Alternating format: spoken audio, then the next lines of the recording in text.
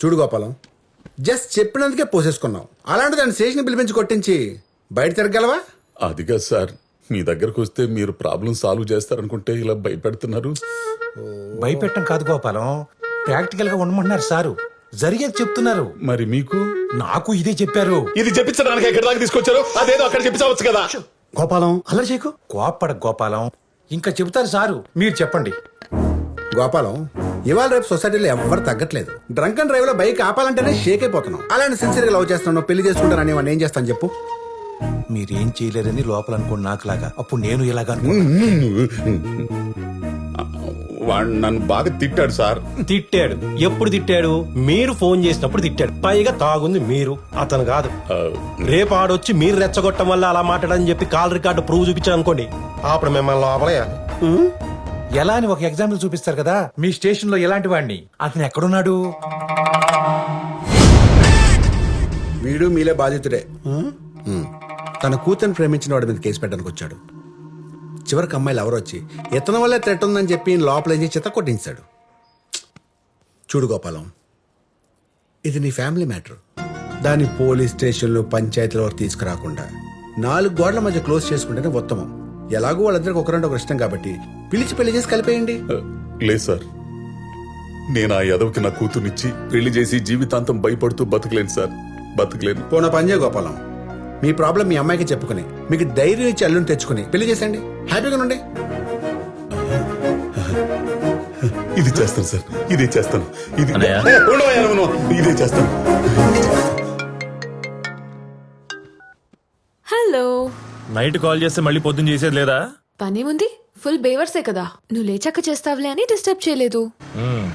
పడుకోవడం కూడాను మీ నాన్న ఉండగా. హా, మా నాన్నేం చేశాడు బాబు నీ నిద్రలోకి వచ్చి?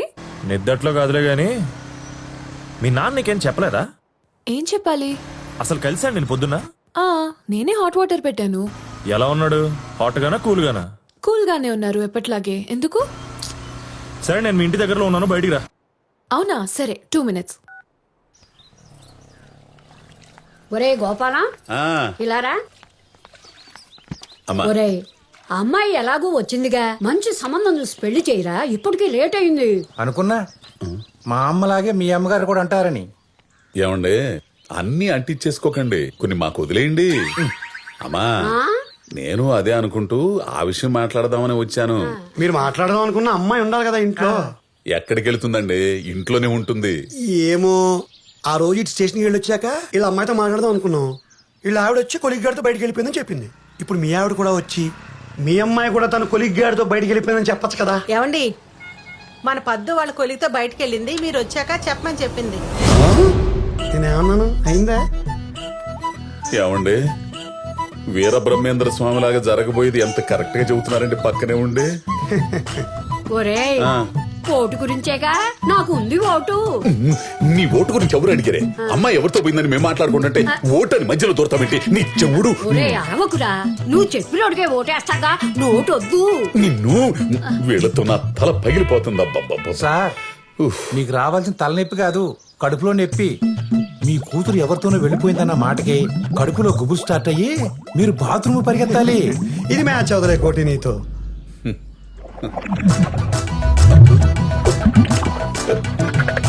మ్యాచ్ అయినట్టుంది స్వామి. అబ్బో, సేవ్ టు సేవ్.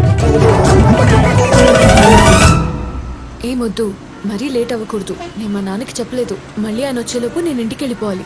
సరే పది దింపేస్తాను ఇప్పుడే. అరే, అంత కోపం ఏంటబ్బా? నేనేదో క్యాషువల్ గా చెప్తే అయినా నీకు ఈ మధ్య ఊరికూరికే కోపం పొడుచుకొస్తుంది.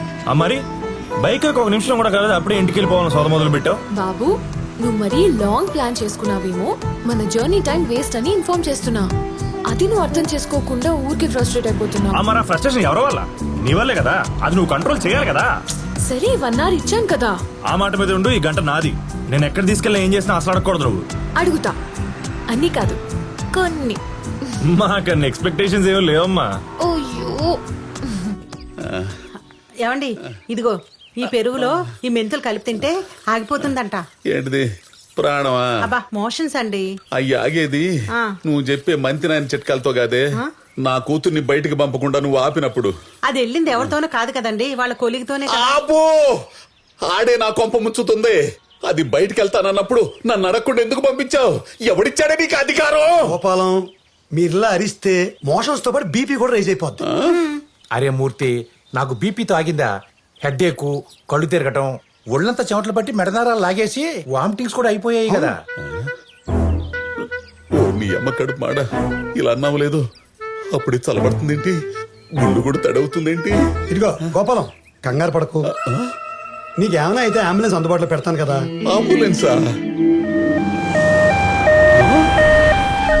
అదేంటండి అంబులెన్స్ అనగానే అలా వచ్చేసింది? నాకేమన్నైందా? మీరు చెప్పట్లేదా? ఆడేంటండి ఒంటికాల మీద మల్లెపూలు చల్లుకుంటూ వస్తున్నాడు? గూగుల్లో గుండు మ్యాచ్ అయింది. 24/5 ఇంటి నెంబర్ 205 ఇల్లు ఇదేనా బాబాయ్? ఒరే, బయట బోర్డు చూసుకుని వచ్చావు కదా, నేను కాదని సంగతి తెలుసుగా, మళ్ళీ నా దగ్గరకు వచ్చి అడుగుతావేంట్రా? అదే నిన్ను చూస్తుంటే కొంచెం పేషెంట్ లో ఉన్నావు, వస్తావంటే వెనక కాలిగుంది ఎక్కించిపోతా. అదేమన్నా షేర్ ఆట అనుకున్నావుట్రా? కొండాపూర్, మియాపూర్, మాదాపూర్ అని ఎక్కించుకోవడానికి అంబులెన్స్ రా. వెనక ఖాళీ ఉందని ఎక్కించేసుకుంటావా? ఒరే, ముందు ఎక్కడికి వెళ్ళాలో ఫోన్ చేసి కనుక్కో. అంతేగాని ఇలా కనపడిన గుండు దగ్గర లాగితే అవతల పేషెంట్ గుండె ఆగిపోయిందిరా. కరెక్ట్ చెప్పే తమ్ముడు, మళ్ళీ కలుద్దాం. బాయ్ పిన్ని, బాయ్. మళ్ళీ కలుస్తావా? ఏంటి అంబులెన్స్ వార్డు బాయ్ అనుకోండి మాట్లాడుతున్నాడు. కొంప తీసి నీ పుస్తి పుట్టుక్క ఏంటి? అమ్మో, మళ్ళీ స్టార్ట్ అయింది. ఏ స్టాప్ స్టాప్ స్టాప్. ఏంటి బాబు ఒక కార్నెటో.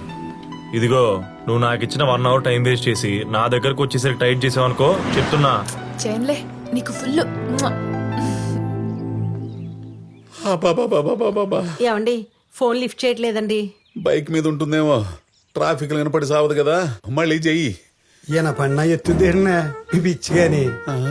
రాత్రి మీరు తిట్టిన తిట్లకి ఏ రెవెంజ్ ప్రోగ్రామ్ ప్లాన్ చేసి ఉంటాడు. ఎరాకోటి రివెంజ్ ప్రోగ్రామ్ ఏంటి? రివెంజే. నాకు తెలిసి ఈ ఆర్య సమాజ్కో, రిజిస్టర్ ఆఫీస్కో, గుడికో వెళ్ళిపోయి ఉంటారు. లేదంటే కొడైకెనాల్ వెళ్ళి ఓ వారం స్పెండ్ చేసి చేసుకొస్తారు. అమ్మా, ఇంట్లో గోల్డ్, డబ్బు, బట్టలు ఉన్నాయో చెక్ చేయండి. ఏమండి, మీ అమ్మాయి వెళ్ళేటప్పుడు కూడా ఇవన్నీ చెక్ చేసిన తర్వాత చెప్తా. ఇప్పుడు చెప్పనుగా. ఏంటండి అల్లరి? మీరు టెన్షన్ పెంచే మాటలు తప్పితే తగ్గించే మాటలు చెప్పరా ఏంటండి? ఇదిగో గోపాలం, అల్లరి చేయకు, అరవకు, చెస్ట్ పెయిన్ వచ్చేద్ది. చూడు చూడు, హార్ట్ బీట్ పెరిగినట్టుంది. చెయ్యి చెయ్యి, కదులుతాం చెస్ట్. అవునండి, మీరు చెబుతుంటే ఇక్కడ ఏదో పెయిన్ స్టార్ట్ అవుతున్నట్టుంది. తమ్ముడు ఏనే ఉన్నా ఎక్కేస్తావా? ఒరేయ్, నువ్వు ఇంకా పోలేదా? ఏమండి అమ్మాయి ఫోన్ ఎత్తిందండి. ఏమే, ఎక్కడున్నావు? ఎవరితో వెళ్ళావు? ఇదిగో, నువ్వు ఉన్న పళ్ళంగా ఇంటికి రాకపోతే గుండె పొడితో చచ్చిపోతాను నేను. నాన్న నేను నిక్కీని. ఓ నాయనో, నువ్వు కూడా వెళ్ళిపోయావంటే 10th క్లాసా, 9th క్లాసా, 7th ఫెయిలా? ఎవడే వాడు? నాన్న అక్క ఫోన్ ఇంట్లో మర్చిపోయింది. మర్చిపోయిందా? అవును. మర్చిపోయిందంటండి. మర్చిపోయిందంటే నమ్ముతారేటండి. అదేంటండి? స్కెచ్ వదిలేసి వెళ్ళిపోయింది. ఇక నుంచి మీ నెంబర్ మీది, నా నెంబర్ నాది అని సత్య నా గురించి ఎతక్కడని చెప్పి మీతో సంబంధం తెంచేసుకుని వెళ్ళిపోయింది. టాటా బై బై చెప్పేసింది.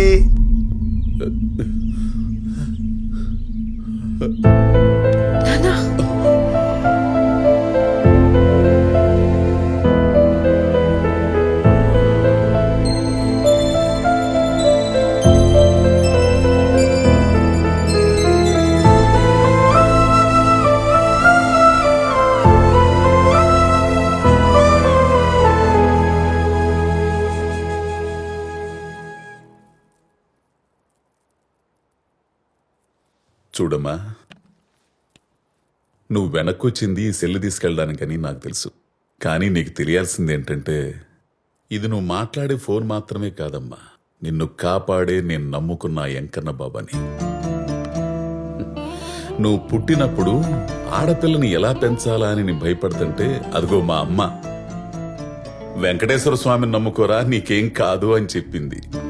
అంతే, మా ఊరి నుంచి కాలినడకన తిరుపతి వెళ్ళి మోకాళ్లతో కొండెక్కి నీ భవిష్యత్తు ఆయన చేతుల్లో పెట్టి నా తలనీలాలిచ్చి నా కూతురికి ఎలాంటి చెడు జరగకుండా చూడు స్వామి అని మొక్కుకున్నా.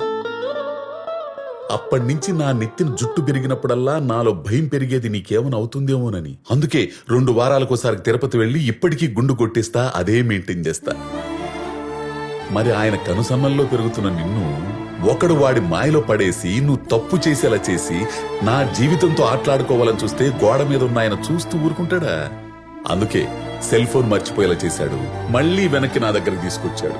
నాన్న సంతోష్ గురించి తప్పుగా అనుకుంటున్నారు. తను చాలా మంచోడు. ఓసి నా పిచ్చి తల్లి, నీకో విషయం తెలుసా? ఈ భూమి మీద జరిగే పెళ్లిళ్ళు గాని తిరిగే జంటలు గాని ప్రయాణం మొదలుపెట్టినప్పుడు మొదట్లో అందరూ మంచివాళ్లే అనుకుంటారు. మధ్యలోకి వెళ్ళాక అసలు నిజ స్వరూపాలు బయటపడి మోసపోయామని చెప్పి నెత్తిన చెంగేసుకుని కూర్చొని ఏడుస్తారు. నాన్న మీరు చెప్పే పర్సన్ లాంటి వాడు కాదు సంతోష్. ఒక్కసారి కలిసి మాట్లాడితే. ఏందమ్మా కలిసి మాట్లాడుకునేది? ఫోన్లో పోట్లాడుకుంటేను. రాత్రి జరిగింది చెప్పలేదా? అది చెప్పడు. బేబీ పప్పి నిద్రలేచావా, స్నానం చేశావా, ఏ సోపు రుద్దుకున్నావు, ఏ సెంటు కొట్టుకున్నావు, ఏ టిఫిన్ తిన్నావని ఎదవ సోదంతా అడుగుతాడు గాని నీ బాబుని తిట్టి తగలెట్టానని మాత్రం చెప్పడే. ఏమ్మా మెసేజ్ పంపించాడు కదా, చదవనట్టు అలా యాక్ట్ చేస్తావేంటి? మీ మీద నానా ఆ మెసేజ్ నేను చూడలేదు. ఇప్పుడే అడుగుతా. ఆగాగాగు, ఇప్పుడు ఫోన్ చేస్తే ఏం చెప్తాడు? తాగిన మత్తులో తెలియకుండా ఏదేదో వాగేశాను సారీ బేబీ అంటాడు. దానికి నువ్వేమో just live it let's still it అనేసి వాడి కౌగిలికి వెళ్ళిపోతావు, కరిగిపోతావు. తర్వాత మళ్ళీ మొదటికి వచ్చేస్తారు. 25 సంవత్సరాలు పరాయి కన్ను పడకుండా పెంచుకున్న పిల్లని మాయ చేసి తండ్రిని మోసం చేసేలా చేసిన వాడికి మళ్ళీ తిరిగి తనకు అనుకూలంగా మార్చుకోవడం పెద్ద పనా చెప్పు? చూడమ్మా, మీ నాన్నకి నీ మీద ఉన్న ప్రేమ కంటే నీకేమైపోతుందో అన్న భయమే చాలా ఎక్కువ. నా మాట విని ఆయన చెప్పిన సంబంధం చేసుకో. ఆయన కాస్త ధైర్యంగా బతికేడు చూడు, లేకపోతే అంతా సమాధే. అవునమ్మా, మా అమ్మాయిలాగా నువ్వు అన్ని మ్యాచ్ చేసినా ఈ ఒక్కసారికి మీ నాన్నగారు చూసిన సంబంధం చేసుకో. ఎందుకంటే అన్నిసార్లు నువ్వు ఫోన్ మర్చిపోలేవు, మళ్ళీ వచ్చి ఆయన బతికించలేవు.